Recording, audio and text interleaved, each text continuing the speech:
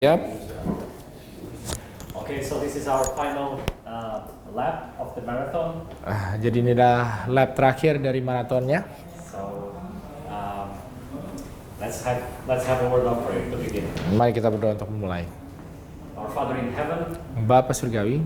So once again, Lord, thank you that we can be here together for one last session. Sekali lagi kami bersyukur atas waktu di mana kami boleh berkumpul untuk sesi terakhir ini. Lord, help us to see what is important to see this month.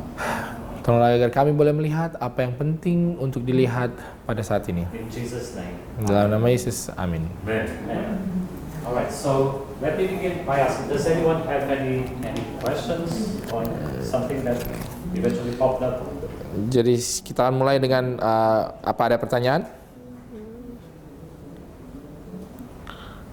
yang mungkin muncul? No, nothing. Enggak? Oke. Okay, so and you, Brother Wilson? No question? Not yet. It's okay. Okay, but you're welcome. You know Yeah, you're welcome. there'll be question. Don't worry. That's it. All right, so where were we? So we finished. We gave the big picture of that Revelation follows the model of the sanctuary and of the feast. The New Testament follows it. Jadi gambaran besarnya tadi sudah diberikan tentang bagaimana wahyu ataupun bahkan perjanjian baru pun mengikuti kerangka dari bait suci. So we saw that the seven churches unfold in the context of the candlestick. Dan kita lihat bahwa 7 jemaat itu mulai berlangsung di dalam konteks 7 kaki diannya. The seven seals in the context of the table of showbread. Dan 7 meterainya dalam konteks meja roti sajian. And the seven trumpets in the context of the altar of incense. Dan 7 trompetnya, 7 sangkakalanya ada di dalam konteks mesbah ukupan. Yeah. And because the ministry in the model of the sanctuary was the ministry of the priest was done in simultaneous with the 3 articles. Jadi karena model daripada pelayanan di bait suci itu ketika mereka melayani menggunakan 3 perabotan ini, mereka melakukan secara bersama-sama. It lets us know that the seals, churches and the trumpets, they run in parallel. Itu membuat kita bisa mengambil kesimpulan bahwa ya jemaat ini, materai maupun sangkakala itu sebenarnya berlangsung secara bersama-sama secara paralel. So we're not going to all the details of this because we don't have time. Jadi kita tidak akan masuk ke semua rincian dari ini karena tidak ada waktunya. But basically the churches begin with the first church, they end with the last church, they begin with Pentecost, they end with the coming of Christ. Jadi jemaatnya mulai dengan jemaat yang pertama sampai terakhir, mulai dari Pentakosta sampai kedatangan Tuhan nanti. Okay, the seven seals the same, they begin with Pentecost, they end with the coming of Christ. Yang 7 materainya juga sama, mereka mulai dengan Pentakosta lalu sampai berakhir sampai di kedatangan Tuhan juga. And the same thing with the trumpets, they actually begin with the judgment on Jerusalem and then finish with the judgment on Babylon. Dan sama juga 7 sangkakala juga dimulai dengan penghakiman atas Yerusalem dan akan diakhiri dengan penghakiman atas Babylon. Okay, so that is Revelation from chapter 1 to chapter 9. Dan inilah wahyu dari pasal 1 sampai pasal 9. Okay, so now I wanted us to look a little bit at Revelation 10. Jadi saya mau kita lebih mendalami wahyu 10 for one simple reason. Oleh satu alasan sederhana saja. That's where we get the theme for this conference. Karena kita ambil temanya dari situ. Right? If you search in your Bible, prophesy again. Kalau saudara cari di Alkitab bernubuat lagi, there is only one place in the Bible where you find that. Ya, kata itu, terminologi itu hanya ditemukan di satu tempat di Alkitab. And that's Revelation chapter 10. Dan itu di dalam Wahyu 10. So I think it will be nice to have a look at that, right? Dan saya rasa ya bolehlah kita lihat ini. So let us go to Revelation chapter 10. Mari kita lihat di dalam Wahyu 10.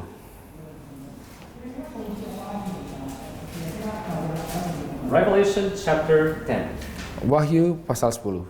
If somebody can please read that verse for us. Ayat the theme first or from first one? Sorry? So Revelation chapter 10 verse 1. First one, oh. Yeah. Baca dari ayat satunya. Boleh ada yang bacakan? Aku melihat seorang malaikat lain yang turun dari surga, berselubungkan awan dan pelangi ada di atas kepalanya, dan mukanya sama seperti matahari, dan kakinya bagaikan tiang api.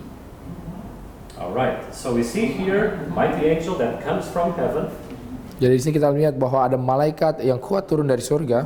and let us pay attention to the characteristics. He is clothed with a cloud, Jadi perhatikanlah ciri-cirinya. Dia diselubungkan dengan awan rainbow upon his head, that's number 2. dan ada pelangi di atas kepalanya yang nomor 2. His face as it were the face of as it were the sun, number 3. Dan mukanya sama seperti matahari yang ketiga. And his feet as pillars of fire, number 4. Dan kakinya bagaikan tiang api yang keempat. So, all of this is of course symbolic. Dan semua ini tentunya adalah bersifat simbolis ya. So actually, a cloud is, as we see here, is a symbol of God's favor. Jadi tentunya awan ini adalah melambangkan perlindungan atau perkenanan Tuhan. In the light of the king's countenance is life, and his favor is as a cloud of the latter rain. Oke, ini di dalam Amsal 16 ayat 15. Sebentar, saya bacakan. Wajah raja yang bercahaya memberi hidup dan kebaikannya seperti awan hujan musim semi. So this angel is clothed with a cloud. We see there the favor of God. Dan malaikat ini berselubungkan awan, yang artinya di sini kita lihat perkenanan Allah. You see that? Then the rainbow is upon his head, Dan kita bacakan lanjutan, dan ada pelangi di atas kepalanya. and the rainbow comes, of course, the first time from Genesis chapter 9 after the flood. Dan tentu pelangi itu muncul pertama kali di kejadian setelah air bah. That it's a symbol for the covenant of justice and mercy. Dan ini melambangkan perjanjian akan keadilan dan kasih karunia. Okay, so that is from after the flood. Dan inilah setelah air bah. All right. Now Revelation chapter 4 verse 3 Di dalam Wahyu 4 ayat 3, tells that there is this rainbow above the throne of God. ini berbicara mengenai bahwa ada pelangi di atas tahta Allah. So that means that the throne of God, above it there is the justice and the mercy of God. Jadi itu artinya bahwa ya di tahta Allah itu ada keadilan dan kasih karunia Allah. So what we have here, so this angel that comes from heaven, Jadi malaikat ini yang turun dari surga is clothed with the favor of God diselubungkan dengan perkenanan Allah and brings the justice and the mercy of God. dan membawa keadilan dan kasih karunia Allah. And then we see that he has the face as it were as it was the sun.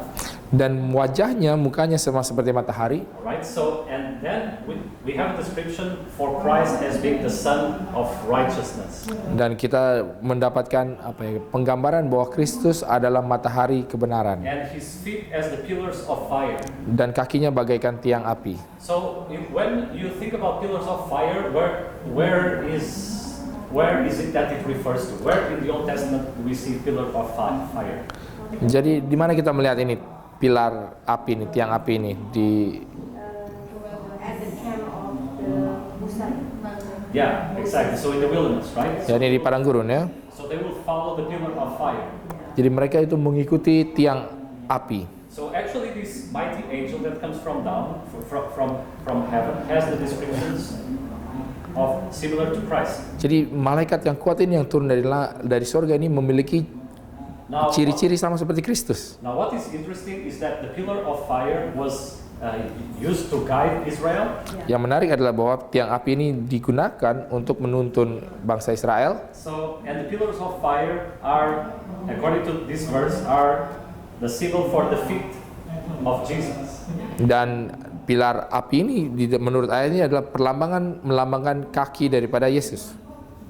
So when the people of Israel were following the pillar of fire, Jadi ketika orang bangsa Israel mengikuti pilar api ini, they are following what? They are following the footsteps of Christ. mereka sementara sedang mengikuti jejak langkah Yesus. It's a beautiful picture, friends. Nah, ini penggambaran yang sangat indah ya. Now, verse 2. Dalam ayat yang kedua, Verse 2 of Revelation chapter 10. dalam Wahyu 10 ayat yang kedua, It says that he had in his hand a little book open, and he set his right foot upon the sea and his left foot on the earth. Dalam tangannya ia memegang sebuah gulungan kitab kecil yang terbuka. Ia menginjakkan kaki kanannya di atas laut dan kaki kirinya di atas bumi. Do you see it there? Ya, bisa baca di sana. So now turn to, so what type of book does he have? Jadi buku seperti apa? Kitab apa yang dia miliki di tangannya? It's a book that is open, right? Sebuah kitab yang terbuka ya. Is it? Alright, so keep your finger there Jadi kasih tahan di sana ayatnya and go to Daniel chapter 12. dan lihat di dalam Daniel pasal 12. And let us please read.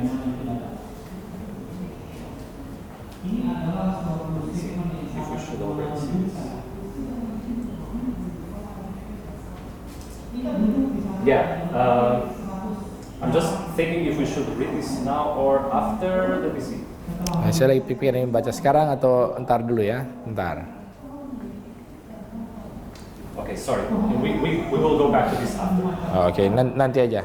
Okay, because there is actually a reference to an open book, right? Karena ada rujukan terhadap kitab yang terbuka ya. But still there in Daniel 12, not in the verse that I was thinking, but another one, Dan di dalam Daniel 12, bukan di ayat yang saya pikir tadi, tapi di ayat yang lain, you have that at the end of the book of Daniel, it says, "You, Daniel, shut up the words, seal the book, even to the time of the end. Many shall read and knowledge shall be increased."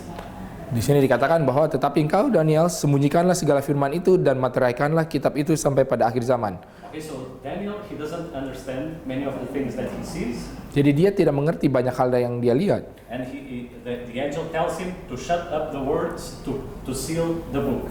Dan malaikat mengatakan supaya disembunyikan dan dimeteraikan Okay, kitab itu. and it says that at the time of the end, many shall run to and fro, and knowledge shall be increased. Dan dikatakan bahwa sampai pada akhir zaman banyak orang akan menyelidiknya dan pengetahuan akan bertambah. So what type of knowledge is this talking about?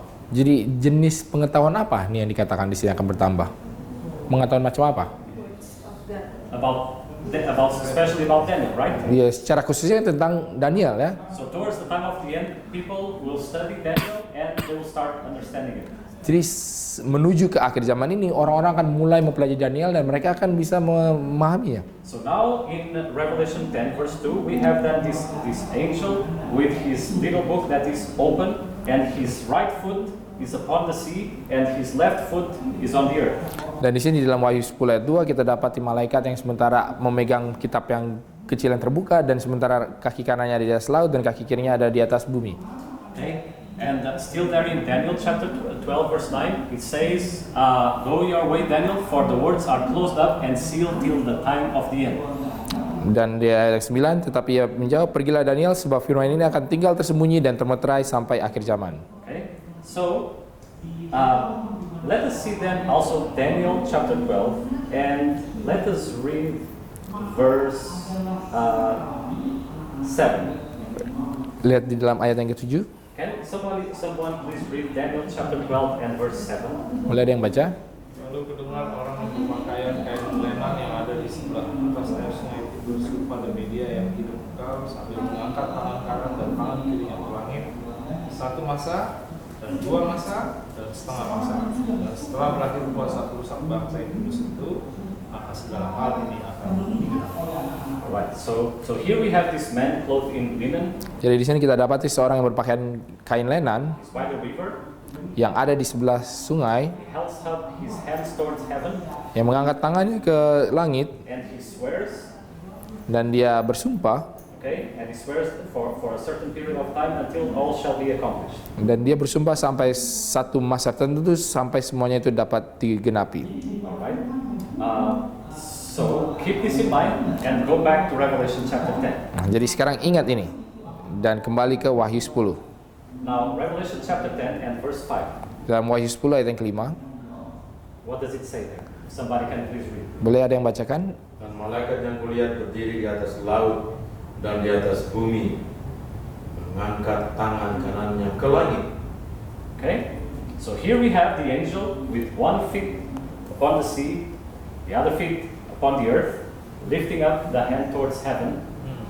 Dan di sini kita mendapati bahwa ada satu malaikat dengan kakinya yang satu di laut dan satu di bumi dan mengangkat tangannya ke langit. So where did we see this picture before? Di mana kita sudah lihat tadi? Daniel chapter 12, right? Di Daniel 12 ya. Daniel chapter 12, similar picture, okay? The Yeah. book is closed. Di Daniel 12 ya gambaran yang sama tapi kitabnya tertutup. Now, Revelation chapter 10, same picture.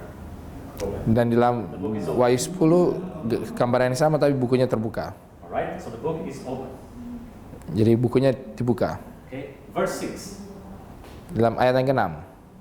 Dan ia bersumpah demi Dia yang hidup sampai selama-lamanya, yang telah menciptakan langit dan segala isinya, dan bumi dan Alright. So what is he swearing here? Jadi apa sumpahnya di sini? What does he proclaim? Apa yang dinyatakan? Tidak akan ada lagi penundaan. No delay. There shall be no time. Actually, it's a word Greek that is chronos. Jadi dalam bahasa Grekanya kata yang digunakan adalah kronos. From where we get chronology, Ya, itulah akar kata untuk kronologi or chronometer, atau kronometer, time. Okay. waktu.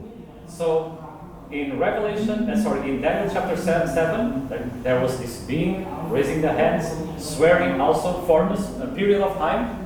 Jadi di dalam itu dibacakan bahwa ada suatu makhluk yang mengangkat tangan dan yang bersumpah untuk satu waktu tertentu. And the book is closed. Dan bukunya tertutup. Now we have the same picture. Dan sekarang gambaran yang sama, The book is open.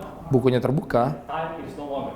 dan sudah tidak ada waktu lagi. So that means that prophecy, the time prophecy has come to an end. Jadi artinya waktu nubuatan ini sudah sampai akhirnya. And that tells us that the understanding of the book of Daniel would happen at the end of this time prophecy. Dan itu artinya bahwa pemahaman pengertian akan kitab Daniel itu akan terjadi di akhir daripada nubuatan ini. Right? So in Daniel chapter 12 verse 7 it says that it was for times and half a time until all is accomplished. Jadi dalam Daniel 12 ayat 7 dikatakan bahwa sampai satu masa dan dua masa dan setengah masa dan setelah itu akan digenapi. So when does times and half a time come to an end? Jadi kapankah satu masa, dua masa dan setengah masa itu berakhir? Does anyone? Ada yang tahu? 1798. 1798. Okay. So 1798 begins the time of the end. Jadi 1798 itu adalah awal daripada akhir daripada waktu. Begins the time when the book begins to be open. Dan itu adalah memulai waktu di mana buku itu akan mulai dibukakan. And eventually, and eventually, when we get to the end of 2,300 days prophecy, Dan akhirnya ketika kita sampai di akhir daripada nubuatan 2300 hari, there is no more time. tidak ada lagi waktu nubuatan. Okay, so all the time prophecies come to an end. Jadi semua waktu-waktu nubuatan itu sudah selesai. Alright, so that's why this comes from Sister White. Ini tulisan Nyonya White. And she says, our position has been one of waiting and watching with no time proclamation to intervene between the close of prophetic periods in 1844 and the time of the Lord's coming. Jadi di sini dikatakan bahwa posisi kita adalah bahwa ini adalah waktu untuk menunggu dan mengamati tanpa ada lagi proklamasi yang akan hadir antara akhir daripada penutupan periode di 1844 dan waktu kedatangan Tuhan nanti. So do we have more prophecies based on time since 1844? Jadi apakah kita memiliki nubuatan soal waktu lagi setelah 1844? No. The angel said, time shall be no more chronos, no more time. Jadi malaikatnya mengatakan bahwa tidak ada lagi kronos, tidak ada lagi waktu. Okay, so that's why we need to be careful when we start hearing people saying, oh, there is a hidden prophecy with time here and there, Christ is coming in whatever year. Jadi kita harus berhati-hati kalau kita mendengar ada orang yang bilang, oh ada nih nubuatan tersembunyi ya dengan waktunya seperti ini dan Tuhan akan datang begini-begini. Because from 1844 we don't follow time anymore. Karena sejak 1844 kita tidak lagi mengikuti waktu, but we follow events. tapi kita mengikuti kejadian. So Christ said that in the same way as we look at the trees Dan and we understand the time, Kristus mengatakan sama seperti kita melihat pepohonan dan kita mengetahui waktunya, so we should look at the events that are happening and we understand the time. makanya kita harus melihat kejadian-kejadian yang terjadi dan kita akan memahami waktunya. But not date, no more dates. Tapi tidak ada lagi penanggalan-penanggalan. Okay, so I will skip this one. I can give that to you after. Yeah, all right. So let us continue reading chapter 10, and now let us read verse. Where are we? Yeah, verses 8. Sorry, Sekarang no, verse 7. Verse 7. ayat 7, masih di Y10. Okay, can somebody please read verse 7? Boleh ada yang bacakan? Tetapi pada waktu bunyi sangkakala dari malaikat yang ketujuh, yaitu apabila yang sangkakalanya, maka akan berdampak keputusan rahasia Allah, seperti yang telah ia letakkan kepada hamba-hambanya yaitu para nabi.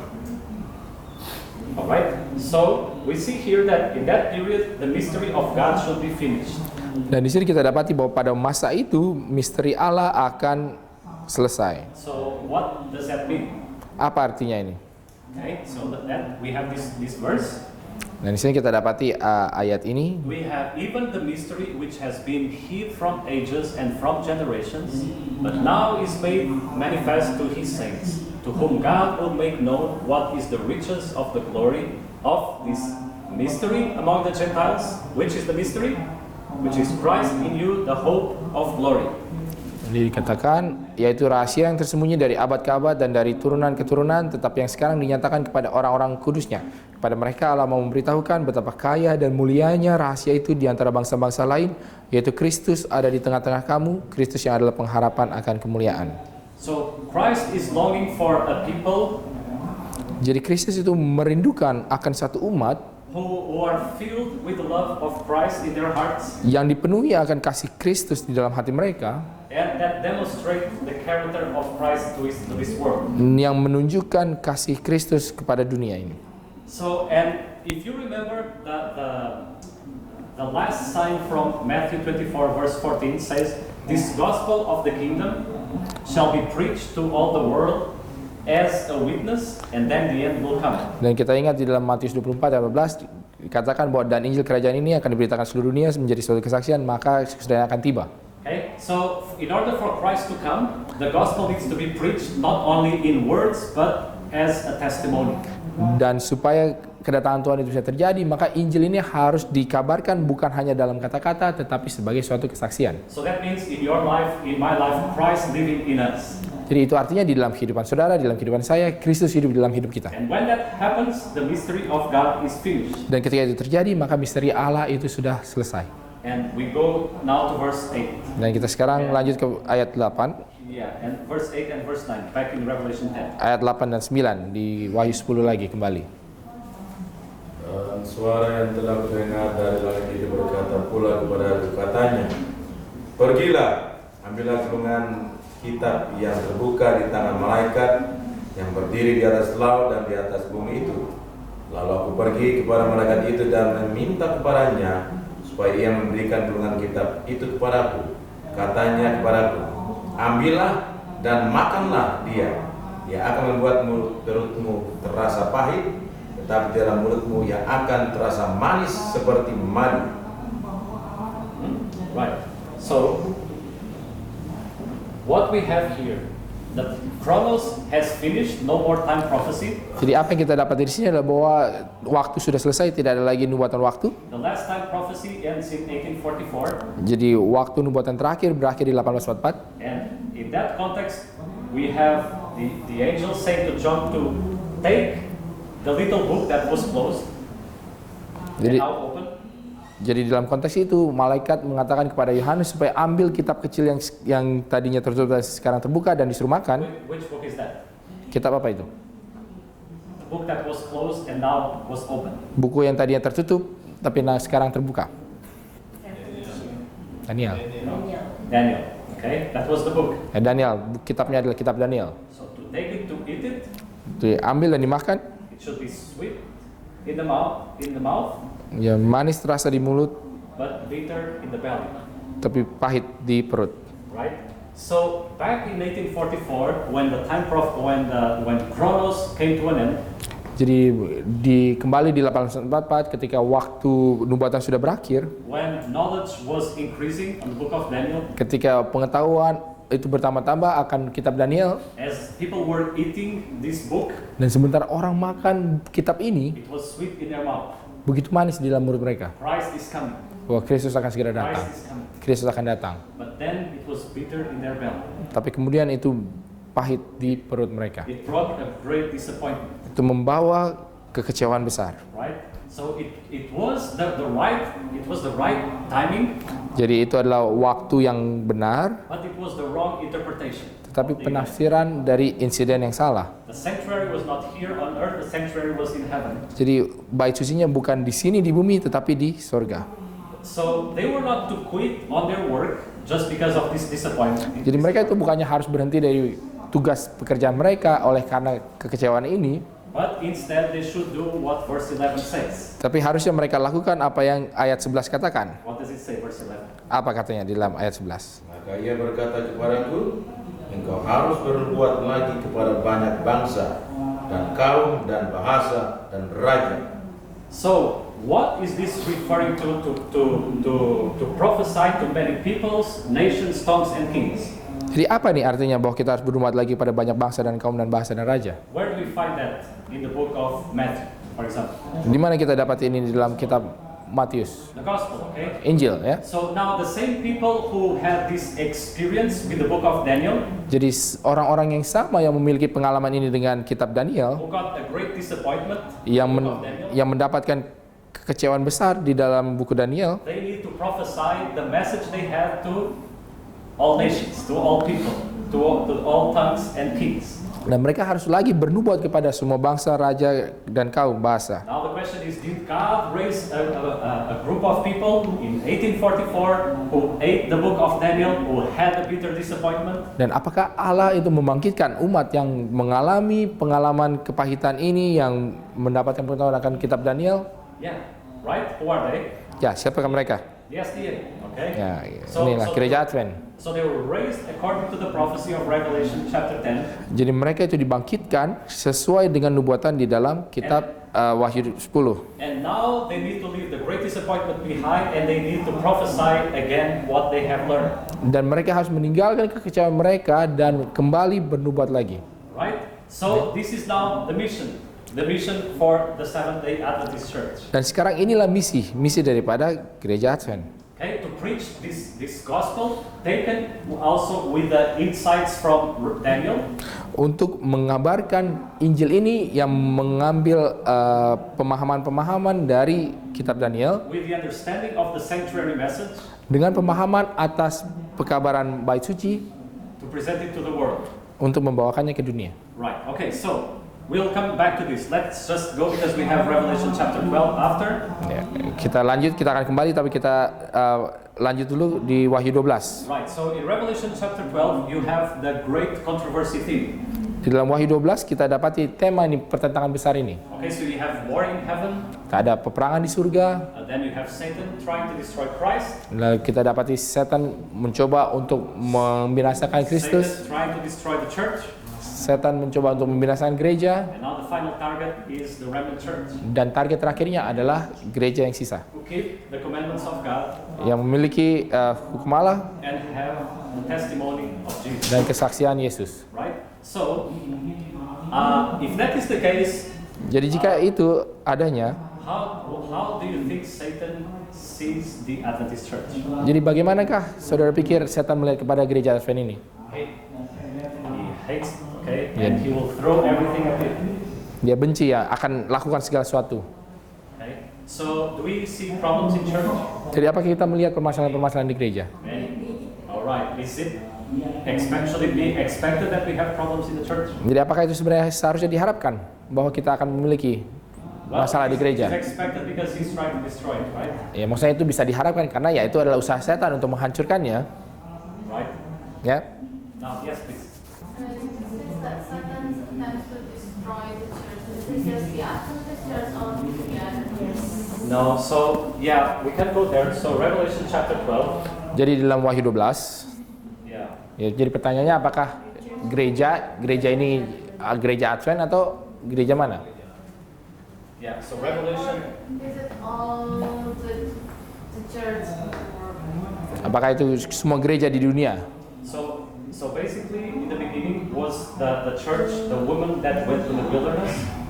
Jadi awalnya ya ini adalah wanita yang pergi ke padang gurun. Inilah yang mau dihancurkan, dibinasakan. And if you see in verse 6, Dan kalau lihat di dalam ayat yang ke-6, it says the woman fled into the wilderness where he had a place prepared of God that they should feed her for 1,260 days. si perempuan itu lari ke padang gurun di mana telah disediakan suatu tempat baginya oleh Allah supaya dipelihara di situ 1260 tahun hari lamanya. So that's talking about the Christian church that was persecuted during the Dark Ages, during the Middle Age. Jadi ini berbicara mengenai gereja Kristen yang dianiaya selama abad ke-8. During that period of 1,260 years. Jadi selama periode 1260 tahun itu.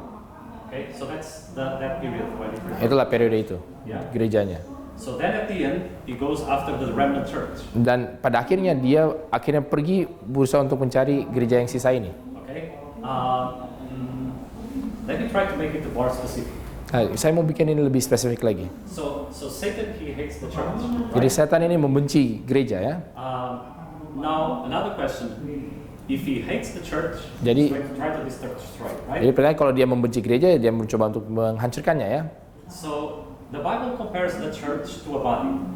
Jadi gereja itu dibandingkan dengan tubuh ya kalau di dalam Alkitab. Okay, and the body has a head. Dan tubuh ini punya kepala. And what is the head of the church? Dan apa itu kepala dari gereja?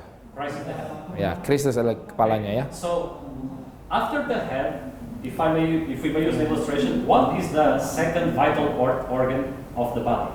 Jadi setelah kepala, apakah organ vital berikutnya setelah kepala? The organ, Organnya, the heart, right? ya jantung ya. Okay. So imagine that a soldier is trying to hit the enemy on the head. He cannot do it. He misses it.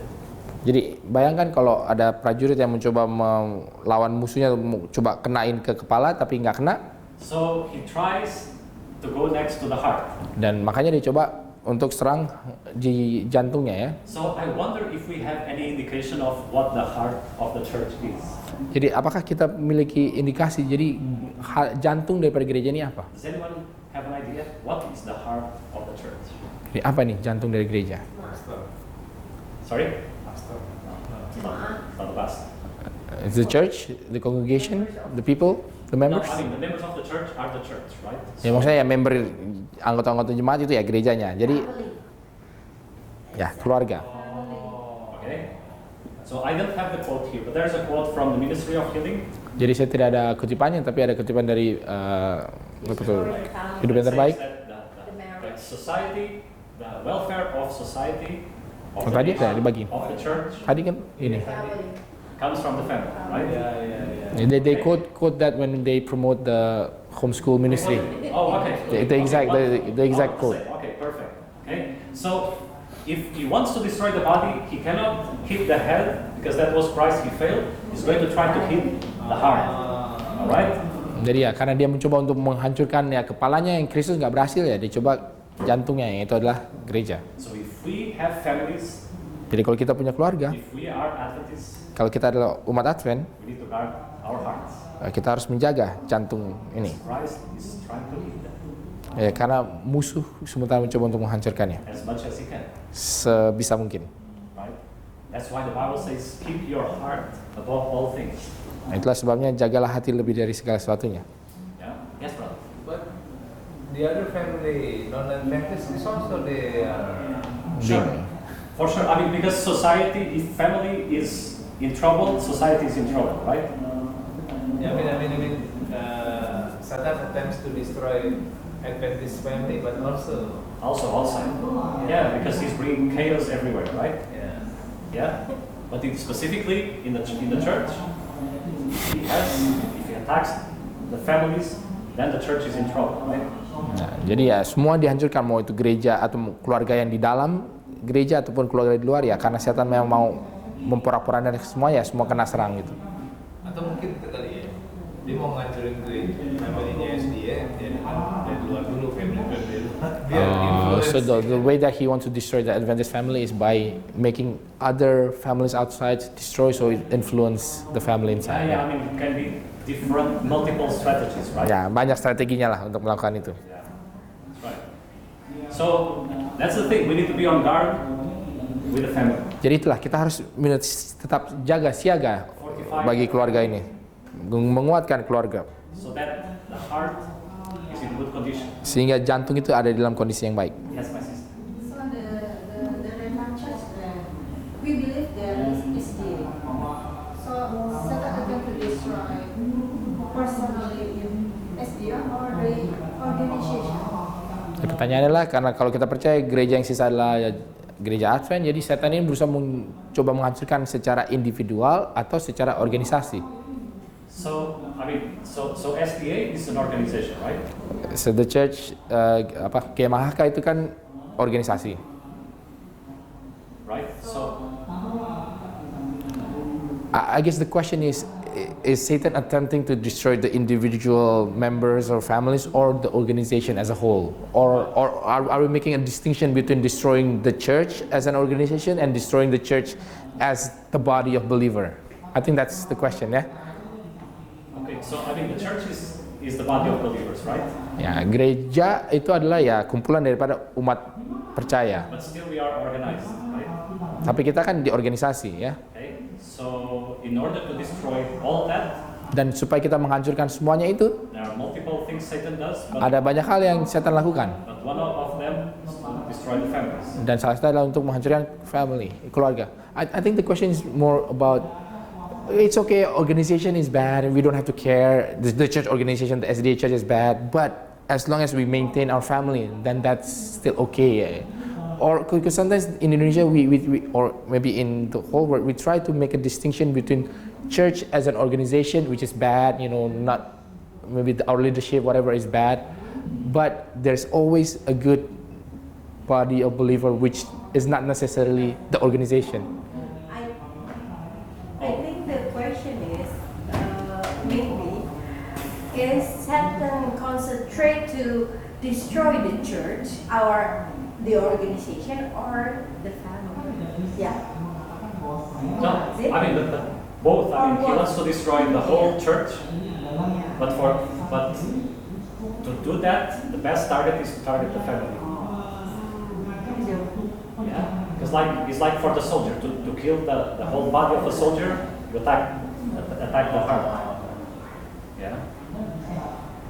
Anyway, this was a parenthesis here, but just to see how to say, not a bit outside of all this theory, to see that this is practical application. Ya, jadi sebenarnya ini kan cuma selingan. Jadi supaya inilah penerapan secara I mean, again, praktikalnya. as I said, we can know all these things, Daniel, beasts, and trumpets, and this stuff. Ya, kita bisa mengetahui semua soal trompet-trompet, binatang-binatang di dalam Daniel. But then, if our names are not in the book, if our families, we don't care about them, Tapi kalau nama kita tidak ada dalam kita kehidupan itu, kalau kita tidak peduli terhadap keluarga kita, then what's the point knowing trumpets and seals and these things? jadi apa gunanya kita mengetahui semua hal itu mengenai trompet, sangkakala, dan meterai-meterai? Yeah? So this is the key message I think here. Huh? Jadi inilah pekabaran intinya. Right. Okay. Yeah. Is this part clear? Yeah. Okay. So let's quickly see Revelation 13. We have two beasts that become friends there. Ya, kita lihat di dalam Wahyu 13 ada dua binatang yang menjadi berteman mereka. So we have the beast that comes from the sea that has all the characteristics of Daniel chapter 7. Dan kita dapati bahwa binatang yang muncul dari air yang mempunyai semua ciri-ciri daripada Daniel pasal 7. And that is the one to whom the dragon gives authority and all the world will follow after it. Dan inilah yang diberikan otoritas wewenang dari naga itu kepada binatang ini. That's the one that receives the deadly wound in 1798. Dan inilah binatang yang menerima luka yang mematikan di 1798 So we identify it as the papacy, yang kita sudah identifikasikan sebagai kepausan or the little horn, or the king of the north, Atau- or the man of sin. Atau ya ini apa tanduk kecil atau raja utara atau manusia durhaka. Now, then there is another beast, another kingdom that comes around 1798. Jadi ada lagi binatang yang lain yang datang muncul sekitar tahun 1798 yang muncul dari bumi, That is like a lamb, yang seperti anak domba but speaks like a dragon. tapi berbicara seperti naga. How does a dragon speak?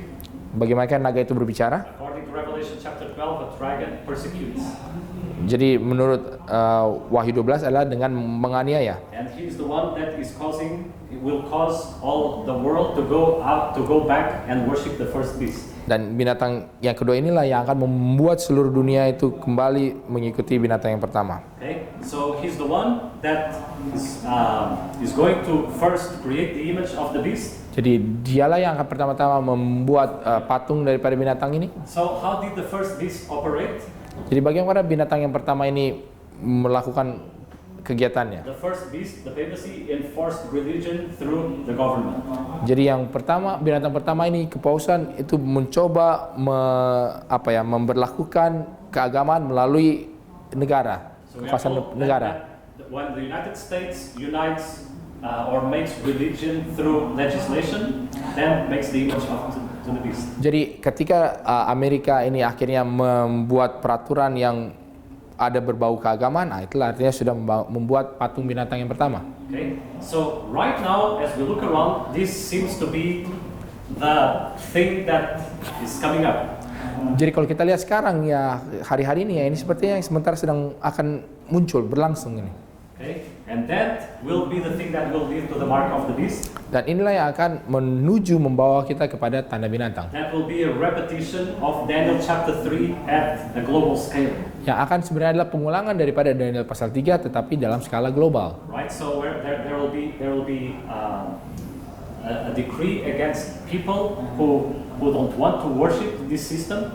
Akan ada suatu dekret terhadap orang-orang yang tidak mau menyembah sistem ini, Right, but God will be with His people who are faithful to Him. tetapi Allah akan berada bersama-sama dengan umatnya yang setia terhadapnya. Okay, so then we have Revelation chapter 14, Dan kita dapati Wahyu pasal 14. and there we see described the 144,000. We Baik. don't have time to go through that. Dan di sini sampai di Wahyu 14 dan kita mendapatkan penggambaran akan 144.000. Kita tidak punya waktu untuk Unless you bahas ini, kecuali kalau ada pertanyaan. we can do. Then we have the three angels' messages Kemudian ada pekabaran 3 malaikat and the second coming.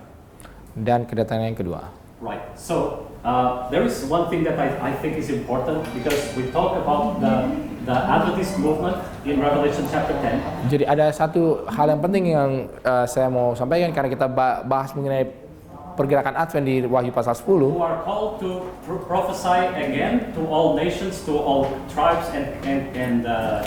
Yang dipanggil untuk bernubuat kembali kepada semua bahasa, bangsa, kaum dan kerajaan. Okay. So in Revelation chapter 14, we see the three angels' messages Jadi dalam Wahyu 14 kita melihat pekabaran 3 malaikat to be preached to all the world. yang harus dikabarkan kepada seluruh dunia.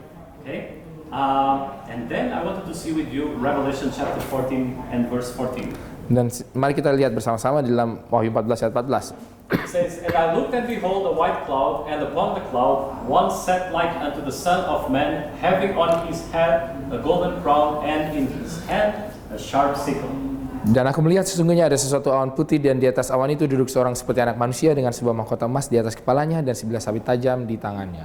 And another angel came out of the temple, crying with a loud voice to him that sat on the cloud, "Thrust in thy sickle and reap, for the time is come for thee to reap, for the harvest of the earth is ripe." Maka keluarlah seorang malaikat lain dari bait suci dan ia berseru dengan suara nyaring kepada dia yang duduk di atas awan itu, "Ayunkanlah sabitmu dan tuailah, karena sudah tiba saatnya untuk menuai, sebab tuaian di bumi sudah masak." All right, very good. So let's see this. Who is the Son of Man?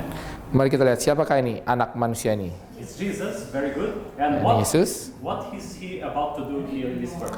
Dan apa yang dia sementara sedang akan lakukan di ayat ini? To reap the harvest, Ya, right? menuai panenannya. Because the harvest is in what state? Karena tuaiannya sudah apa? Dalam keadaan apa? It's ready, right? Sudah matang. So the question is, what does the harvest mean? Dan pertanyaan adalah, apakah makna daripada tuayannya ini? Okay, so if you remember, what is that? Matthew chapter 13, verse 35. Jadi kalau di dalam kita ingat dalam Matius 13 ayat Someone can 35, that quickly? Matthew chapter 13, verse 35. Matius 13 ayat 35. Supaya genaplah firman yang disampaikan oleh Nabi, aku mau membuka mulutku mengatakan perumpamaan, aku mau mengucapkan hal yang sesuai setiap dunia dijadikan. Does it talk about the harvest? No. No? So I got it wrong. Matthew kan? Matthew. 13, 35. Oh, Matthew 30. Enggak, ya benar itu. Benar. 13, 35. Yeah? No. Is it?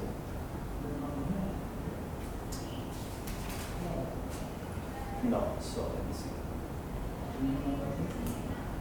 Yeah, 39. Sorry. Ya, ayat 39. Matthew 13, 39. Musuh yang menaburkan benih ladang ialah iblis. Waktu menuai ialah akhir zaman, dan para penuai itu malaikat. Okay, so do you have the harvest there? Yeah. Okay, so Ada tuayan itu? what is the harvest then? Jadi- It's the end? Yeah. The end of the world, right? End of the world. So if Jesus is coming for the harvest, it means that it is not the beginning, but In the end. the end Jadi- of the world, right?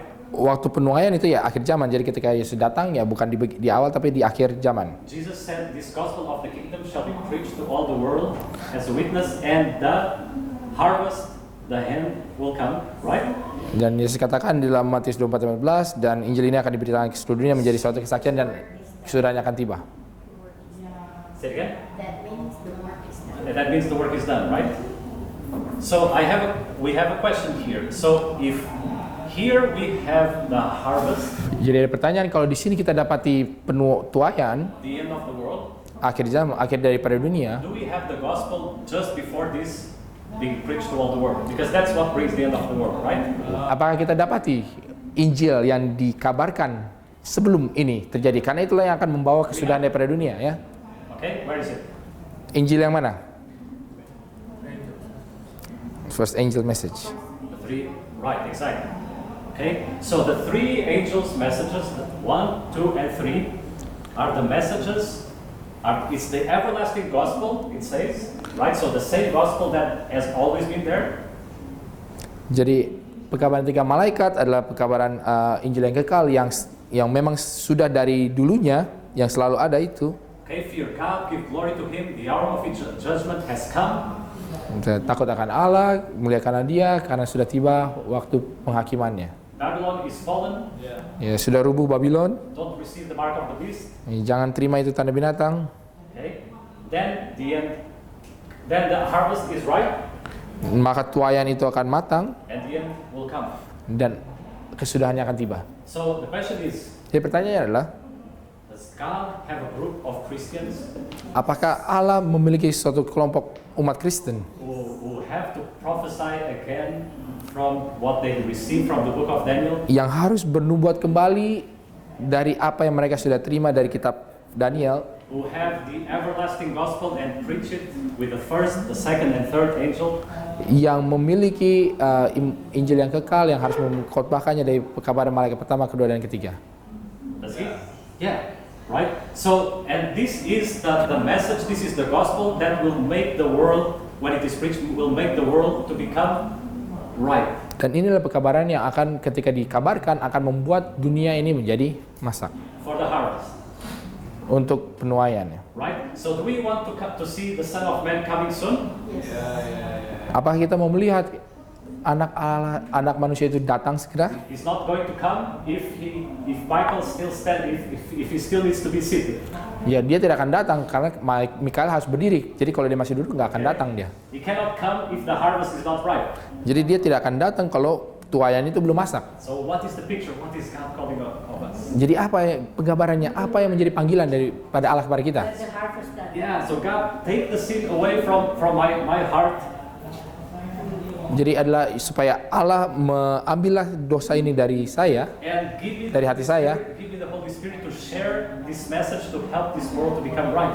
dan berikanlah Roh Kudus supaya bisa membagikan pekabaran ini ke And that's why it says in 2 Peter. Dan itulah sebabnya di dalam 2 Petrus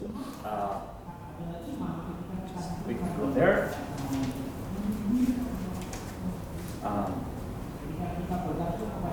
2 Peter chapter 3 and verse 12. If somebody can please read that for us. 2 Petrus 3 ayat 12. Itu kamu yang menantikan dan mempercepat kedatangan hari Allah pada hari itu, langit akan binasa dalam api dan unsur-unsur bumi akan hancur karena kebakaran. Alright, so does it say the word hasting in your language? Ya. Or to haste, yeah? Alright, so it says that we are not only to look, but to haste the coming of the Lord. Jadi di sini dikatakan bahwa kita hanya harus menanti-nantikan, tapi juga harus mempercepat. Alright, so we are not just to be spectators, oh he's coming. Kita bukan hanya sebagai penonton ya, kita hanya duduk-duduk oh dia datang. Friends, he's the one who is sitting and waiting. Jadi sebenarnya yang duduk dan menunggu adalah Yesus. Sitting, waiting for the problem of sin, waiting for the problem of sin to be resolved. Dia duduk dan menunggu supaya permasalahan dosa ini bisa diselesaikan And for the gospel to go to all the world.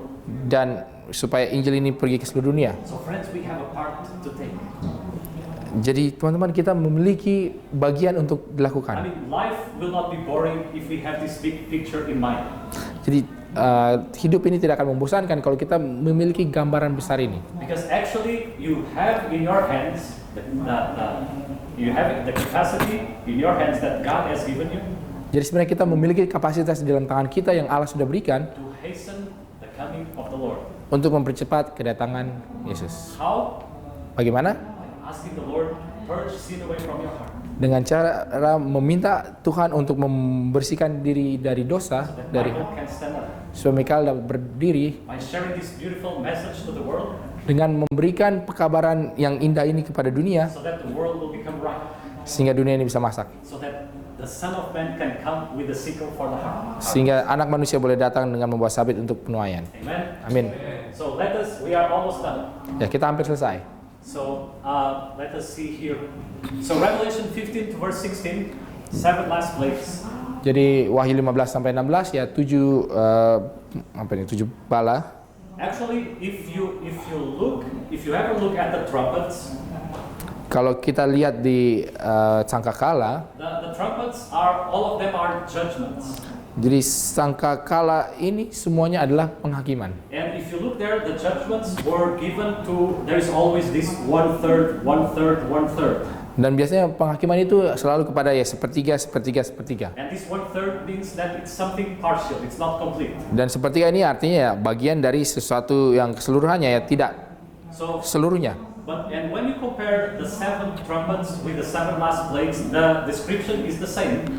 Kalau kita bandingkan ya 7 sangkakala dengan 7 bala terakhir It's just that one is towards 1/3, the other doesn't have 1/3. adalah bahwa yang satu itu menghancurkan sepertiga tapi yang lain itu enggak ada So sepertiganya. it means that the judgments during the 7 trumpets they were partial, Jadi kalau di 7 sangkakala penghakimannya itu hanya sebagian, but the judgments in the last plague will be complete. tapi penghakiman di malapetaka yang terakhir itu akan seluruhnya sempurna. Because they will be poured out without mercy. It will be after the close of probation. Karena mereka akan dicurahkan tanpa campuran kasih karunia karena sudah selesai masa percobaan. Yeah, this is what we have here. See, Dan ini yang kita miliki di sini, dapati. okay, the 7th angel poured out his bowl into the air, and a loud voice came out of the temple of heaven from the throne, saying, "It is done." Dan malaikat yang ketujuh menumpahkan cawannya ke angkasa dan dari dalam bait suci terkenal suara yang nyaring dari tahta itu, katanya sudah terlaksana. So many Christians say that Christ finished everything at the cross. Jadi banyak orang Kristen yang mengatakan bahwa Kristus menyelesaikan segala sesuatunya di kayu salib. Right? When he said it is done. Right? Tapi ketika dia katakan sudah selesai. That's not true. What was done was his ministry on earth. Tapi itu tidak benar ya. Apa yang sudah selesai adalah ya pelayanannya di dunia. Right? Because in Revelation you still see it is done. Karena di dalam Wahyu dikatakan masih ada, diulangi lagi bahwa sudah selesai. Okay, so then we see that these will make war with the Lamb, and the Lamb will overcome them, for he is Lord of lords and King of kings, and those who are with him are called, chosen, and faithful. Dan dikatakan inilah mana ini ayat 14. Itulah roh setan dan mereka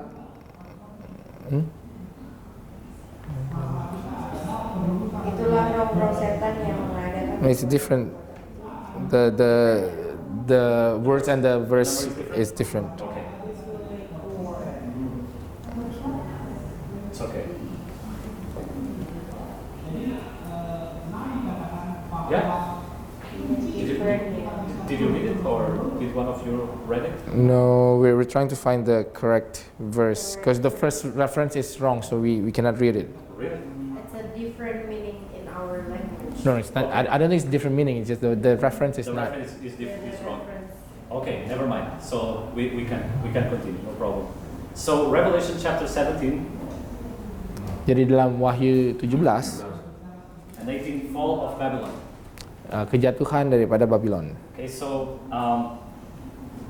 Babylon actually is going to be destroyed by its supporters. Jadi sebenarnya Babylon ini akan dihancurkan oleh para pendukungnya. As it says that the river Euphrates will be dried up. Karena dikatakan bahwa sungai Efrat akan keringkan. So, and that is a reference to Daniel chapter 5 when Darius and Cyrus went into the city of Babylon. Dan ini sebenarnya adalah merujuk kepada Daniel pasal 5 ketika Kores dan Darius itu menaklukkan Babylon. So now in Revelation the waters mean people, so it means that the peoples that were supporting Babylon will withdraw their support. Dan air itu melambangkan orang-orang. Jadi dikatakan bahwa orang-orang yang mendukung Babylon itu akan menarik dukungannya. Okay, and then Babylon, the judgment will come upon Babylon. Dan penghakiman akan datang ke atas Babylon. So yes please. Yang tadi pasal 17. Oh, the reference 17, not 16. Revelation 17. Really? Yeah, Okay. for this one. So that's not my fault because this is a slide from elsewhere. But anyway, yeah. Thank you, brother. Thank you for the correction. Okay. So Revelation 19 to 20, we have the millennium. Jadi di dalam Wahyu 19:20 kita dapati ada milenium 1000 tahun. We have the coming of Christ. The righteous are in heaven as kings and priests. Ada kedatangan Kristus, lalu orang-orang benar ada di surga sebagai raja dan imam. I mean, if you think about it, I think our minds don't grasp it. Ya, kalau kita pikirkan ya, tapi mungkin pikiran kita tidak bisa benar-benar mengolahnya. Because already here on earth we are given the highest responsibility. Karena sudah di dunia ini kita sudah mendapatkan tanggung jawab yang paling tinggi To hasten the coming of the Lord. untuk mempercepat kedatangan Tuhan, To hasten the resolution of the problems of this world. untuk mempercepat ya penyelesaian daripada masalah di bumi ini. It's not the president of our countries, it's not the UN who's going to solve the problems. Ya, bukan para presiden ataupun di PBB sana yang akan menyelesaikan permasalahan ini, It is the coming of the Lord. tapi adalah kedatangan Tuhan. And we are the ones who are supposed to be helping to hasten the coming of the Dan Lord. kita adalah mereka yang harusnya mempercepat, membantu mempercepat kedatangan But Tuhan. not only here on this earth, Tapi bukan saja di sini di dunia, we are told that in heaven we are be as kings and priests. dan tapi di surga dikatakan bahwa kita akan menjadi raja dan imam.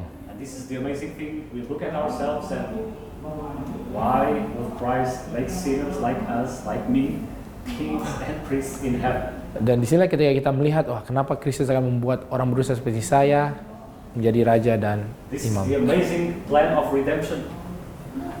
Dan inilah rencana keselamatan yang luar biasa. Question on this point. So we say that we're gonna resolve the problem of sin, right? I mean, ultimately, Ultimately, Christ or whoever, whatever it is going to be resolved, right? So when we enter heaven, there's no thoughts about that we are sinners anymore, right? Because we have resolved it. yes, although the sin problem is still to be judged. Yeah, but it'll be like that's why I have trouble in keeping these two concepts together. The drive to be sinless and the fact that we are so putting ourselves down because we are sinners. On the one hand, we're saying that we're sinners, we cannot do it. Yeah. But on the other hand, we are to be sinless.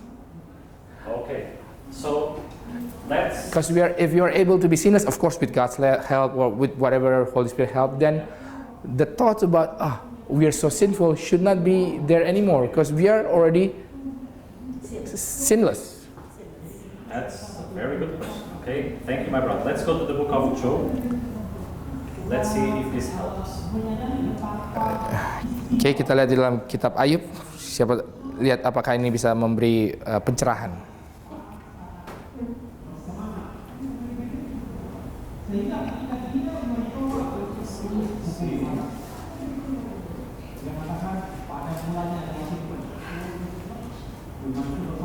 Alright, let me just see if I find the right reference. But Saya sedang coba very, okay. lihat So, cari referensi yang tepatnya. look for the book of Job. You're already there, probably. Ya, kitab Ayub. Okay.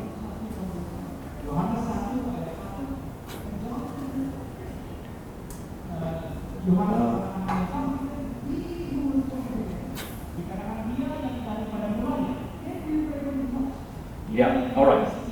So, let's see Job chapter 1 Dalam Ayub pasal 1 and verse 1. ayat 1, pasal 1 ayat 1.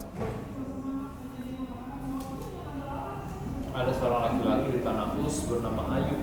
Orang itu saleh dan jujur. Ia takut akan Allah dan menjauh dari kejahatan. So, how is Job described? Jadi bagaimana Ayub ini digambarkan? Okay, who says that? Siapa yang katakan bahwa Ayub itu seperti ini? Siapa?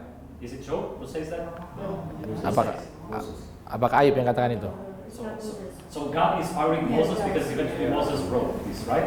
Ya, melalui Musa Allah yang mengatakan. Okay, so it's not Job saying of himself, Mhm. perfect. Bukanlah Ayub yang mengatakan kepada dirinya sendiri bahwa dia adalah sempurna, It's God saying it.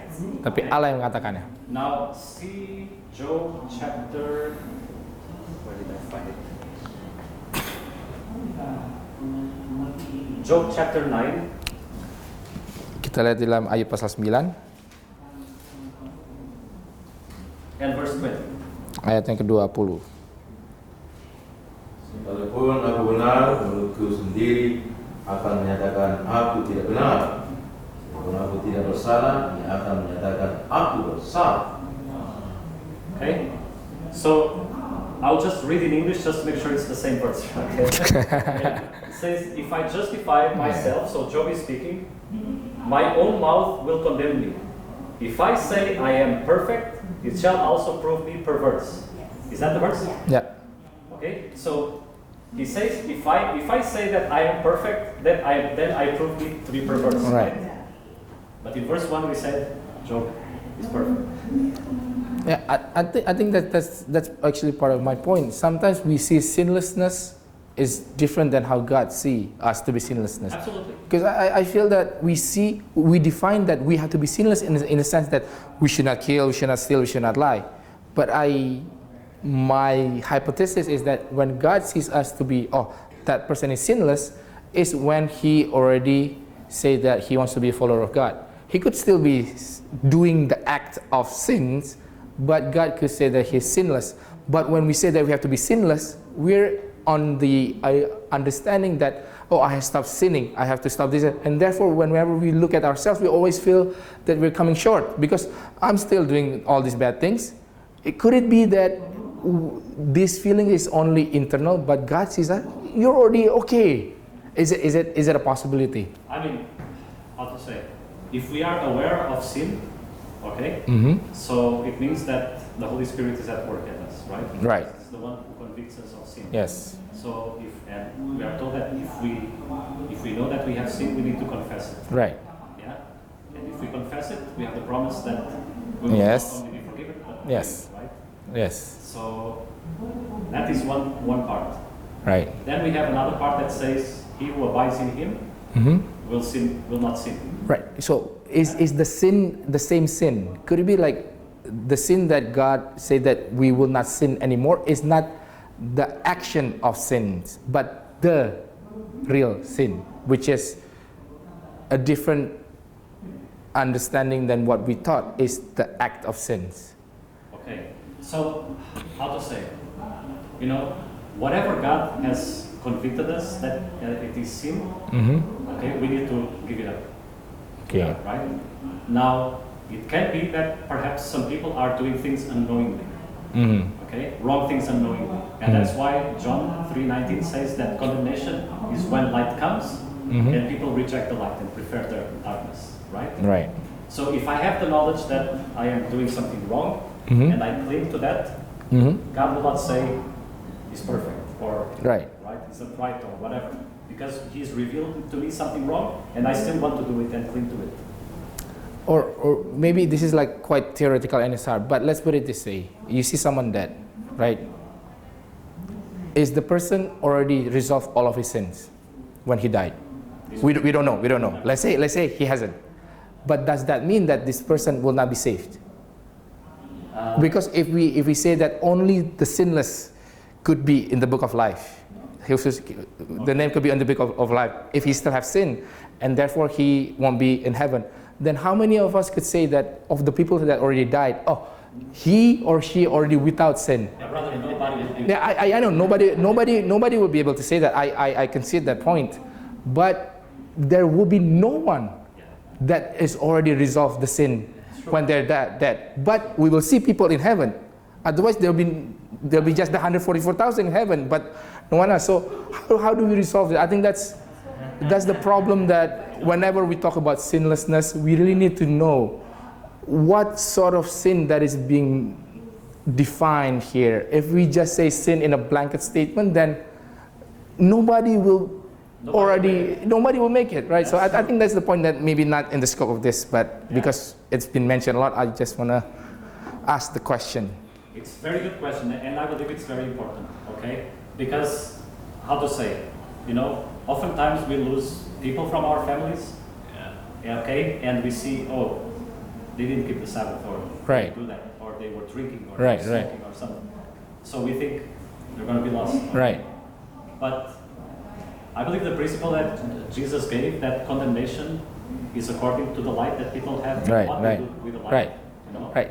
So the Lord will be the best then to judge. Right, exactly. So that's what the definition of sin cannot be just the act of sin.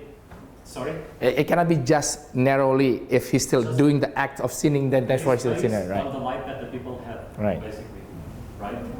So that's the thing. I mean, a person can have just a little light, and with the help of God, live according to that light. While still doing other sins. Yeah, because he didn't know. Yeah, because he didn't know. But from our absolute point of view, that is still sin. But It's still sin, exactly. But he can still be in heaven. He will make it. Yeah. Okay, not because of him, but because the merits of Right, Christ. Right. Okay.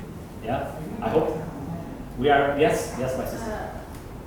I don't know. Does abiding in Christ in Jesus means also has a correlation with righteousness by faith, or is it a completely different words? It's exactly the same thing. It's connected. Okay. So righteousness by faith. If you want to translate, brother. Oh ya, jadi pembenaran oleh iman. So it means that I accept by faith what Christ has done for me. Saya menerima dengan iman apa yang Kristus sudah lakukan bagi saya. For everything. Untuk segala sesuatunya. Okay? And also the fact that I cannot overcome this. Juga fakta bahwa saya tidak bisa mengalahkannya. It has to be Christ giving me the victory over it. Itu haruslah Kristus yang memberikan saya kemenangan atasnya. So abiding in Him. Jadi tinggal di dalam Dia adalah untuk hidup. Is the righteousness by faith, meaning that we know that there is a law there and I cannot fulfill it. Adalah pembenaran oleh iman adalah mengetahui bahwa ada hukum dan saya tidak bisa memenuhinya. If I'm in Christ, He will enable me, or He will do that through me. Tetapi kalau saya ada di dalam Kristus, Dia akan memampukan saya untuk melakukannya. Does it help or make it even more confusing? A little bit confusing. Okay, sorry. So let's try again. So the question is your question like, what is righteousness by faith, or? No, I mean like, is it abiding in Christ and righteousness by faith has a correlation, or is it completely opposite? Abiding in Christ is another A thing, and righteousness by faith is a B thing, like completely different thing. Or is it? Maybe it's the same, I would say. Yeah. Okay then. Yeah. Mungkin karena ini kali ya, di Indonesia ini kan Ada yang terlalu mengagung-agungkan pekabaran pembenaran oleh iman. So perhaps in Indonesia there are people who are very, elevating this righteousness by faith message. Padahal sebenarnya itu tuh mencakup banyak hal ya, pertobatan, dilahirkan kembali. Itu semua pembenaran oleh iman. Mungkin itu kali tua mungkin dia. Whereas it encompasses many things, repentance, being born again, doing good deeds, and all of that thing. But there are people who say righteous by faith is just simply that you do not sin anymore. Although they forget that it still encompasses all of this, works, so to speak. Itu betul bilang seakan-akan terpisah. Yeah, as if it's a separate thing, like being righteousness through faith and all of the other things that you need to still be doing. You just say like, oh, I'm just righteous by faith, but it's disconnected with how do I live because I believe in righteousness by faith. Yeah. I'm not a theologian. Ya, saya bukan seorang teologi. And I like to try to keep things simple, at least with what is revealed. Oke, dan saya coba untuk supaya semua sederhana sesuai dengan apa yang dinyatakan. I remember the elder that gave me Bible studies when I became an Adventist. Jadi saya ingat ketua jemaat yang kasih saya pelajaran Alkitab waktu saya menjadi Advent. Always pointing me to Deuteronomy 29:29. Dia selalu tunjukkan ke Ulangan 29:29. Saying what is revealed is for us. Katakan bahwa semua yang sudah dinyatakan adalah bagi kita dan keturunan kita. Revealed is for God. Tapi yang tidak dinyatakan adalah untuk Allah. So, the things that I take from here Jadi hal yang bisa kita ambil dari sini is that Christ, He promised to live in us with the Holy Spirit, jadi dia berjanji untuk hidup di dalam kita melalui Roh Kudus, change our hearts, mengubah hati kita, write His law in our hearts, in our minds. mengubah hati kita, menuliskan hukumnya di dalam hati dan pikiran kita, Said that if we abide in Him on a continual basis, dan He will bring forth the fruit. mengatakan kalau kita tinggal di dalam dia secara terus menerus, maka dialah yang akan menumbuhkan buah-buahnya. Okay, so He will make things possible that for me are impossible. Dia akan melakukan hal yang bagi saya mustahil, tapi dia akan membuat itu mungkin. So then we can also trust the love, the justice of God. Dan kita juga bisa mempercayai akan kasih dan keadilan Allah. That He will do with things fairly. Dan ia akan melakukan hal dengan adil. And that's also righteousness by faith, right? What you are just saying, right? It is. It Yeah. is. So, By faith, I believe that I'm right. so righteousness by faith is all of it. Right, The Bible is righteousness by faith. Right. Okay. Righteousness by faith comes from Abraham initially. Yes. Okay. What happens? Abraham is promised something that, humanly speaking, is impossible. Ya, jadi kebenaran oleh iman itu mulanya muncul disebutkan pertama kali dari Abraham. Dia dijanjikan sesuatu yang secara manusia tidak mungkin. Okay. So whatever things God promised to us that are impossible, Jadi apapun yang Allah janjikan kepada kita yang sepertinya mustahil, we believe that He's going to do that. kita percaya bahwa ia akan dapat melakukannya. And one of them is that He will make us. Able to. He will help us to overcome whatever things we are. Dan dia akan membuat kita, memampukan kita untuk mengatasi semua apa yang tidak bisa kita lakukan. Okay. So that I believe. Dan saya percaya itu adalah kebenaran oleh iman. Yes, my sister. Can I ask? I believe that your mention about 144. Yes. And it belongs to the Roman Church. And I just want to ask, it is really, are they really sinless? Or maybe I will change that question. If we want to become 144 people, are we really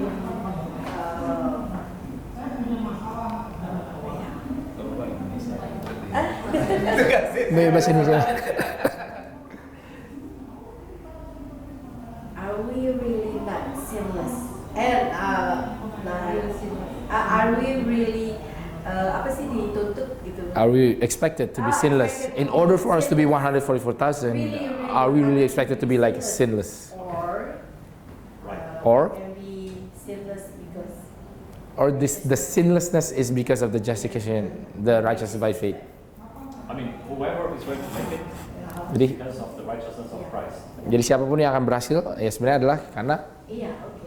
kebenaran Kristus. To become 144. Tapi untuk menjadi, Kelompok dari no, I guess this stems from the idea that we've been told that it's hard to be 144,000, but Ellen White said that you have to strive to be part of that group. It means that it's a separate group that has a separate requirement. It's like the elite of whatever. So if you're like in the army, this is like the Delta 6 or the Navy SEAL, the SAS or the whatever, right? Not just some regular, soldier. Connect with what you are just saying, something impossible. Yes, So that's something the righteousness by faith meaning, right? But it is, I mean, how to say? Again, if Peter says, I want to walk in the water, it's impossible. Yeah. Okay? If Jesus tells to him, walk in water, then it makes it possible. And the reason, right, that we need to believe. We need to believe what God says, even if for us it's foolishness or impossible. Okay? So why do we believe that the earth was made in 6 years? 6 days. 6 days. Oh, yeah. Maybe to put it in a more practical and observable thing, can we point to someone, okay, from the outside, we don't know what happens in the inside, whether he's righteous by faith or whatever, but we can see that he's sinless. Is it possible to see someone and then say, just from our knowledge, that we don't know what's inside of him, that he might be thinking bad and whatever, but the action, we can see that his action from the outside is perfect already. Yeah.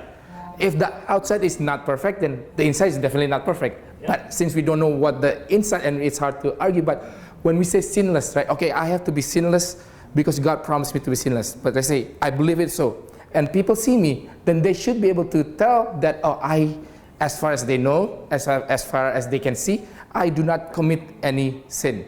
Is that at least the very basic thing? At least from just looking from the naked eye, we can see that, that person did not lie, did not cheat, wasn't angry, always be patient. Is that the bare minimum?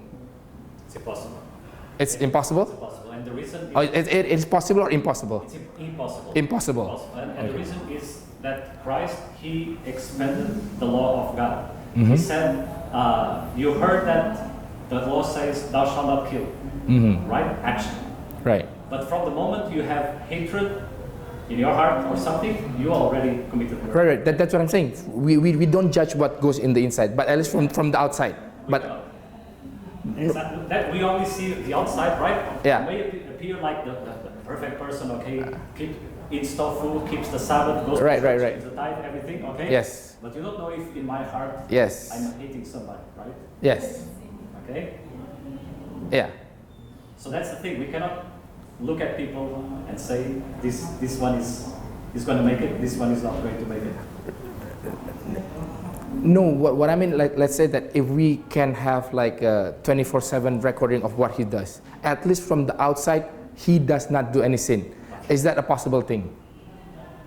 It's perhaps possible that someone from the outside does everything neat. Yes. Okay, so at least then the sinlessness is, at least from the naked eye, should be possible in that sense, yeah? But that is not sinlessness because sin comes from. Yes, that's why I said I already concede the point that it's the inside, but at least the action, the outside, people can see that, this person, at least in the outward appearance, is without blemish. Is that something that could be a test to say whether this promise that, if you abide is in Christ, then you will be without sin? Because if the outside itself, we are not able to say that, then how to prove that it's actually possible? If only the outside is impossible to point where, okay, this person is without sin, at least in the outward part. So That's the thing. We cannot prove it. Because the thing is that the one who is going to make the judgment is in heaven, and he's the one who scrutinizes our hearts, right? So it's, even if you make a judgment, let's say my brother, he's perfect, has the record, everything fine, check this, check, boom, great. But heaven, sin, I don't know you.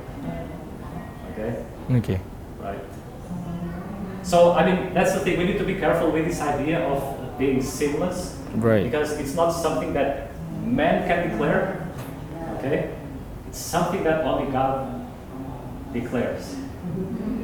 At the same time, we need to believe that with the power of Christ living in Him living in us, He will help us to live above the sea of sin.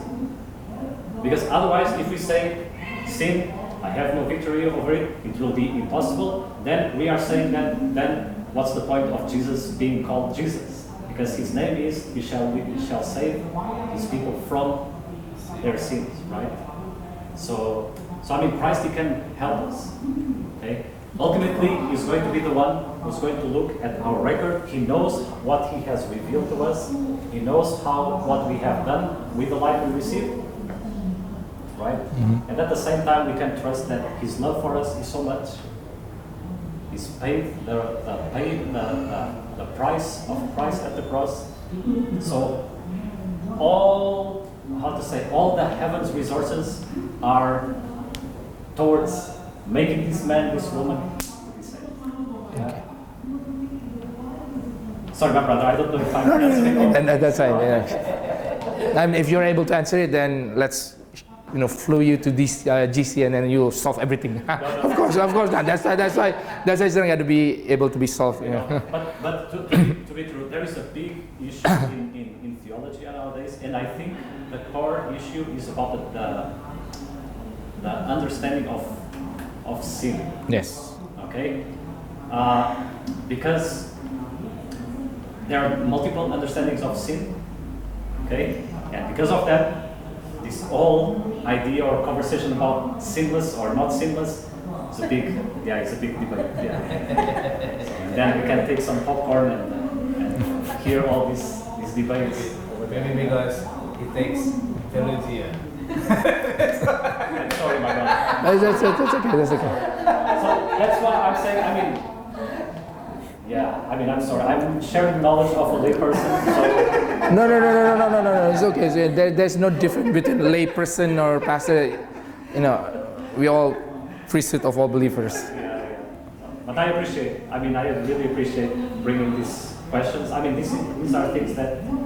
Let's have positive discussions about this, okay? And it's not because if you find somebody who says, no, I don't believe that, it's not because the person is, let's discuss what it's not clear for us. Let's discuss. Let's not put labels on people, and we need to study and learn these things, okay?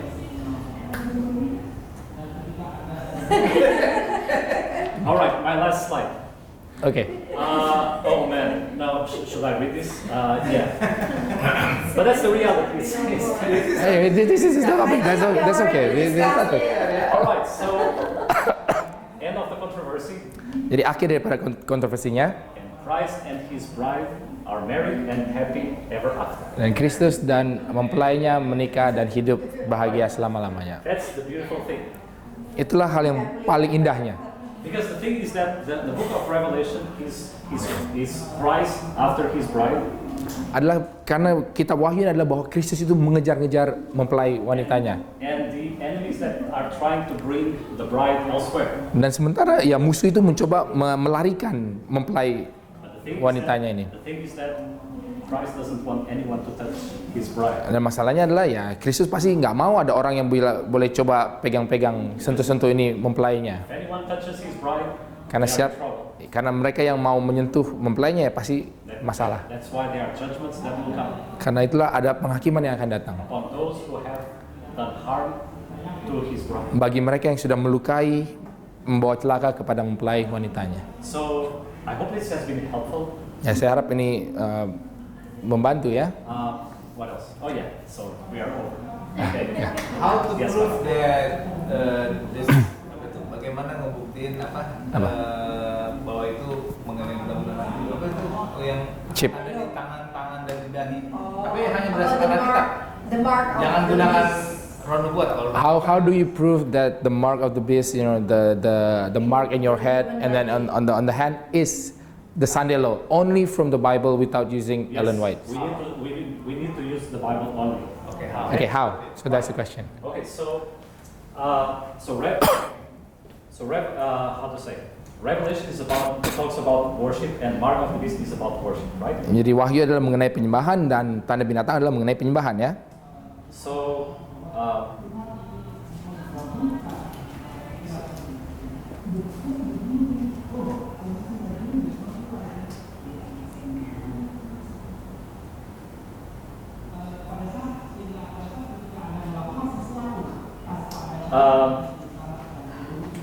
Revelation chapter 4 verse 11. Wahyu 4 ayat 11. Wahyu 4 ayat 11. Ya Tuhan dan Allah kami, Engkau layak menerima puji-pujian dan hormat dan kuasa, sebab Engkau telah menciptakan segala sesuatu, dan oleh karena kehendak-Mu semuanya itu ada dan diciptakan. Okay, so in Revelation you have worshiping God the Creator, or you have worshiping the beast as the opposite power.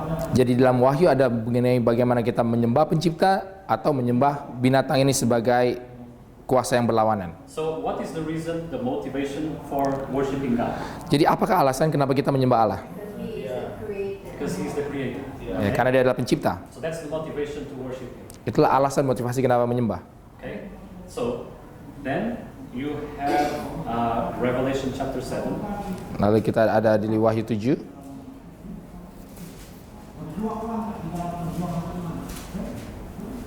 And we have verse 2 and verse 3. Dan di dalam ayat yang 2 dan 3. Dan aku melihat seorang malaikat lain muncul dari tempat matahari terbit. Ia membawa materai Allah yang hidup, dan ia berseru dengan suara nyaring kepada keempat malaikat yang ditugaskan untuk merusakkan bumi dan laut. Katanya, janganlah merusakkan bumi, kalau ke pohon sebelum kamu memateraikan hamba-hamba Allah kami pada daging mereka. Okay, so the servants of God are going to receive a seal Jadi hamba-hamba Allah akan menerima materai in their foreheads. dalam dahi. Okay, they worship the Creator. Mereka menyembah Allah, pencipta. Okay, so Ezekiel chapter 20. Dalam Yeskiel 20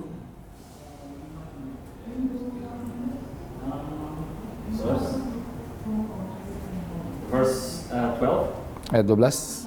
and verse 20.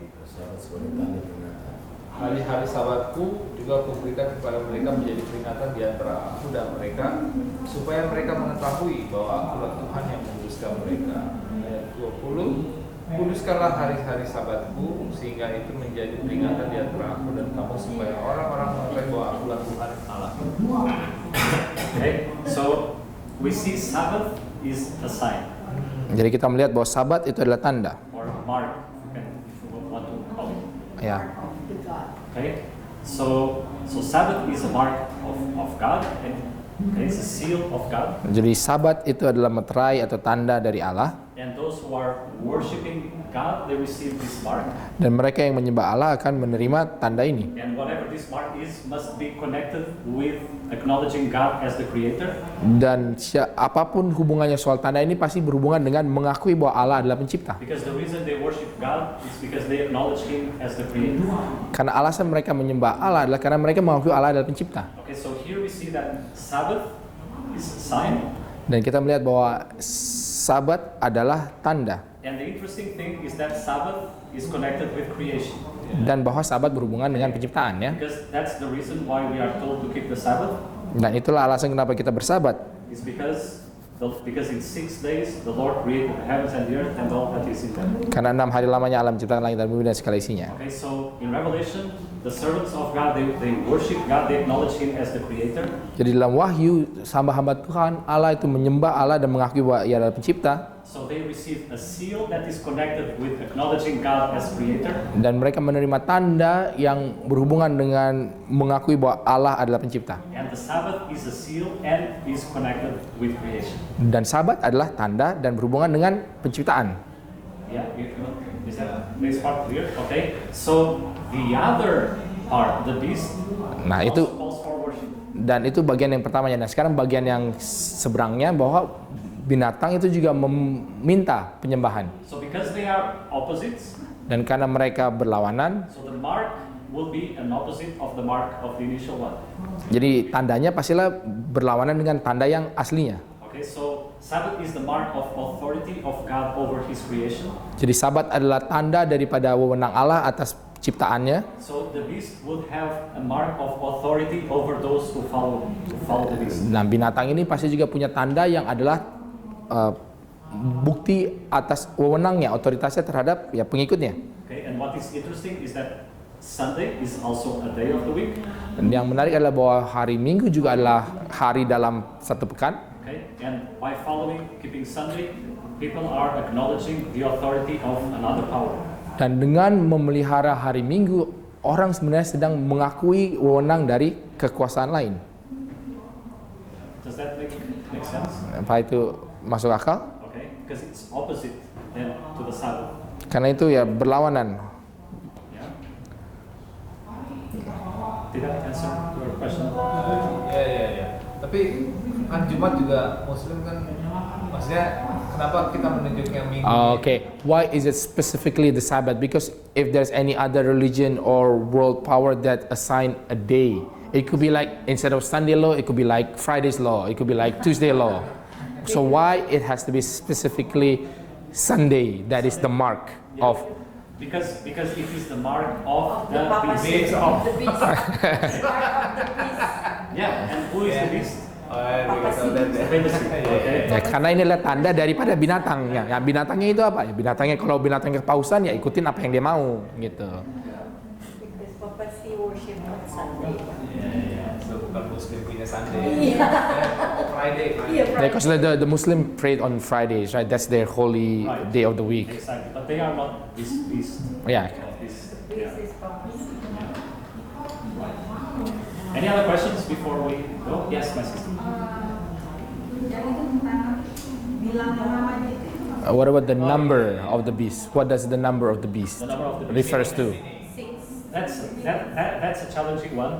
And I mean, one day I was in an Adventist library, and I found 3 volumes, like thick volumes, and the topic, the only topic for 3 volumes was 666. Jadi itu memang pertanyaan yang sulit juga ya, karena ya saya pernah datang ke suatu perpustakaan Advent dan ada 3 buku, 3 jilid yang tebal-tebal ya, semuanya adalah mengenai And I was inilah wondering, 666. how can somebody write 3 volumes just on this topic? Jadi saya pikir juga gimana orang bisa tulis 3 jilid ini hanya dalam satu topik ini. Right. So, but I think, to be honest, I think the simple explanation, Tapi secara sederhana, saya rasa penjelasannya adalah 6 is connected with the day when men were created. 6, angka 6 itu berhubungan dengan hari di mana manusia diciptakan. Okay. So, putting something as 666 is like putting emphasis on the human person. Dan mengulanginya jadi 66 itu sepertinya benar-benar memberikan penekanan terhadap manusia. Okay. I mean, I know that some people use the title of the Pope, Vicarius Filii Dei. Ya. Jadi saya tahu bahwa ada orang-orang yang menggunakan gelar Paus Vicarius Filii Dei. I mean, it's true. It adds up to 666. Dan ya ditambahkan jadinya 666. But I mean, I think we need to go beyond that.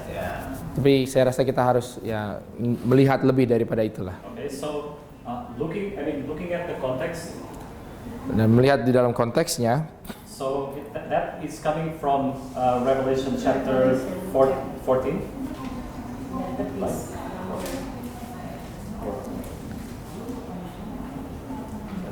quickly go there. Yeah, that's verse 20 of Revelation chapter 14. Tadi ayat 20 dari Wahyu 14.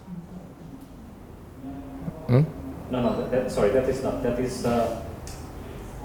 Revelation 13:18. Ya, Wahyu 13 ayat 18. Okay. Yang penting di sini ialah hikmat. Karena siapa yang bijaksana baiklah yang menghitung bilangan binatang itu. Disuruh hitung loh. Karena bilangan itu adalah bilangan seorang manusia dan bilangannya ialah 666. I mean, what is interesting is that it says it is the number of a man. Yang menarik adalah bahwa itu adalah tanda bilangan manusia. And this man is not a symbolic man. Dan manusia ini bukanlah manusia simbolis, because he is giving an interpretation of something. karena dia sedang memberikan penafsiran atas sesuatu. So this number 666 must be associated with a man that is associated with the beast power. Jadi angka ini sebenarnya adalah yang dihubungkan dengan manusia yang berhubungan dengan kuasa daripada binatang. So if you look at it, what people do with the Pope Jadi kalau kita lihat apa yang orang lakukan terhadap kepausan, is that they look at a man and give him supreme authority to a man. dia melihat kepada manusia tapi memberikan wewenang yang paling tinggi kepada manusia. So they put him at a 666 level. So like Manusia di perfect, manusia. sorry, a perfect human authority. Jadi sepertinya memberikan ya itulah 666. Jadi ya ke otoritas wewenang yang sempurna pada seorang manusia. Okay. So I think that's a more solid explanation than the Vicarius Filidae personally. Jadi saya rasa itu adalah penjelasan yang lebih lebih baik ya daripada hanya lihat hitung angkanya di gelar kepausannya. Because it's putting an authority to a man that should not belong to him. Ya, itu adalah memberikan wewenang kepada manusia yang sebenarnya bukan milik daripada manusia itu. Does that help? Does it help, sister? Oke, itu boleh memberikan pencerahan? Jawabannya katanya. So it's a person. It's a person. The number is a person. No, so it's the number of a person. Ya, itu adalah angka daripada seseorang yang angkanya itu diasosiasikan kepada orang. Nah, orangnya diasosiasikan kepada binatang. Nah, orangnya ini adalah Binatang itu. yeah, but that makes the man to be the beast, but the man is not the beast. No, it says No, when we follow the logical progression, the number, the man, and then the beast, and then all the papacy. So the man is papacy, but the beast is also papacy. well, it says, let him that has understanding count the number of the beast. So the number. Oh, okay. Because this number is the number of a man.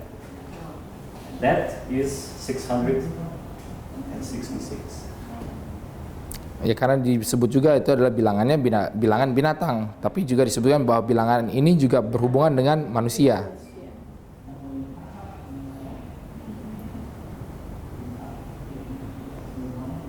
Why vicarious? Maybe because it cancels count the number. That's why it is. Say it again.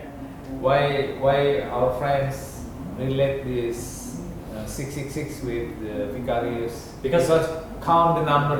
So because Vicarius Filidae is like an official title of the Pope in Latin, which means the vicar of Christ, like the one in place of the representative of Christ. And if you write Vicarius Filidae with the Latin language, and if you count in the Roman numbers, it adds up to 666. Yes.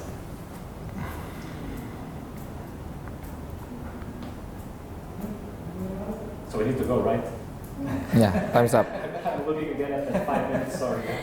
So, Thank you for okay. this. No, she has done a great job. I was the one. It's already 5:50. 5:50, and you are hungry, right? So yeah, all right. Listen, thank you for this. I hope it has been a blessing. Jadi, I'm happy to share this. Of course, these slides. These slides. I mean, I wish I had time to make them more nice and neat, but no. But I'm happy to share them as they are.